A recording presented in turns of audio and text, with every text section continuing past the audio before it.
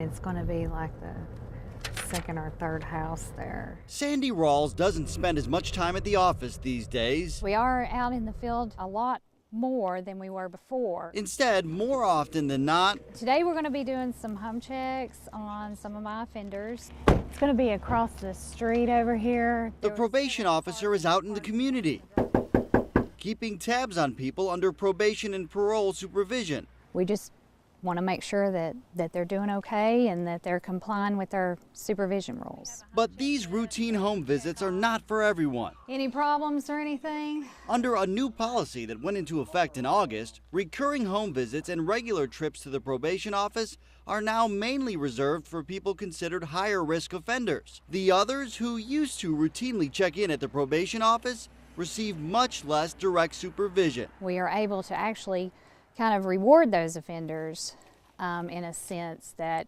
they don't have to report as often, and it's a win-win situation for all of us. Not everyone feels that way. We're lowering the bar of probation and we're increasing the risk to the public. Sullivan County District Attorney Barry Staubis says he was outraged when he found out. The Tennessee Department of Correction policy lays out a significant shift in supervision standards. For one, the state is offering people on probation and parole more leeway, opting not to throw them in jail when they fail their first 2 drug tests, don't report to their probation or parole officer as required, and fail to meet other basic requirements. Staubis wonders, where's the accountability? I mean, how many bites of the apple do you get? How many dirty drug screens do you get? How many times do you not report to your probation officer? But that's not the only thing he's mad about. Public records reveal more than 4,300 so-called lower-risk criminals are now on automated phone reporting, twice as many as before.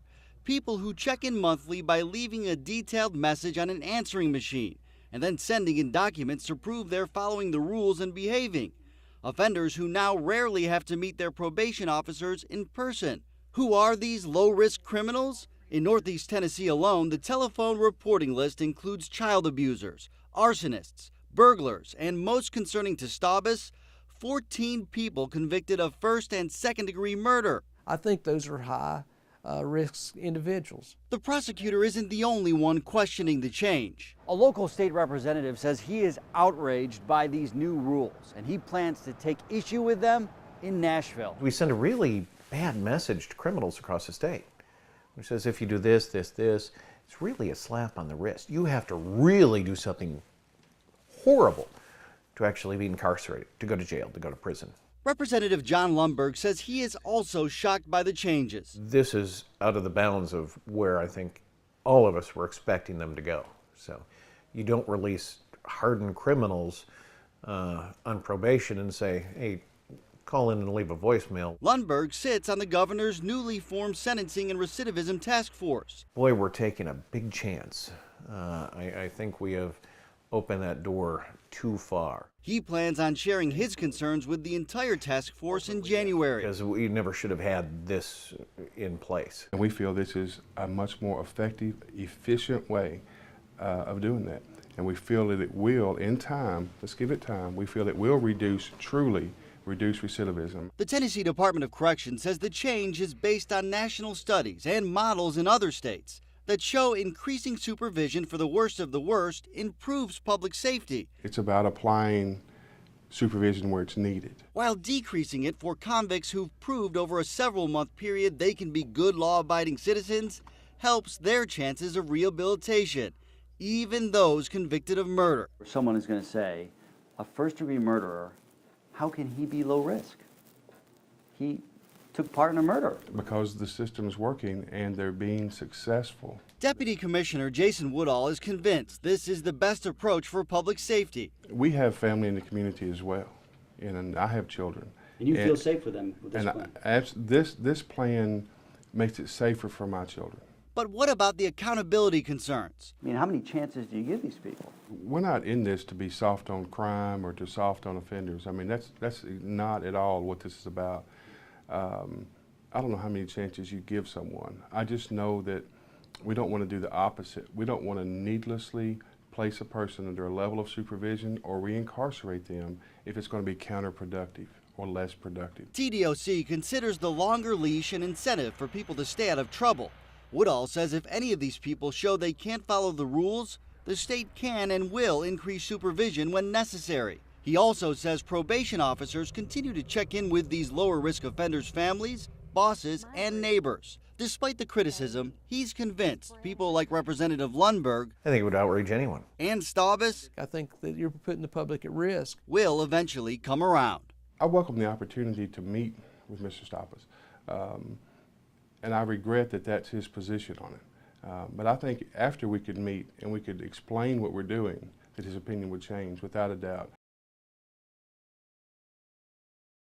I think that we need to have a system that's honest. Sullivan County District Attorney Barry Staubus can give you example after example of how the current probation and parole system has failed him. Offenders who are convicted, then released, then sent to prison and let go again, only to re-offend. It's cases like that that my assistants run into, and they're very frustrated because they work very hard and to prove cases, to have pleas or to have trials in which end up in guilty verdicts, and then they meet with families, and then they find out, very frustrated, that these people, it's a merry-go-round, that they get in and they get out. Considering his experience, you can understand why he was even more outraged when he learned new, relaxed probation and parole supervision standards for some offenders were in place. Once you find out it exists, you're doubly outraged. One, that there's a system that you don't agree with, that you think is so poorly conceived and designed for the public safety and for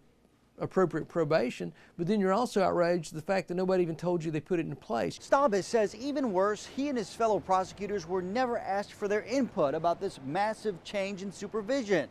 Why? We traveled to Nashville to find out. We obviously missed some here, okay? Tennessee Department of Correction Deputy Commissioner Jason Woodall admits the agency could have done a better job of letting everyone know this was headed their way. I think what you're seeing is that we developed it and it wasn't completely vetted through the entire judicial system. TDOC tasked an internal team of probation officers and managers to come up with the new standards. Woodall says the group used their personal experiences and evidence from other states and national studies to shape the new approach. Let's say this is the right thing to do. Okay. Should you have looped everyone else in before bringing this out? Because they say they were blindsided by it. Well, I certainly wouldn't want them to feel blindsided. I don't think we did anything wrong, just to start with. I regret that anyone feels blindsided.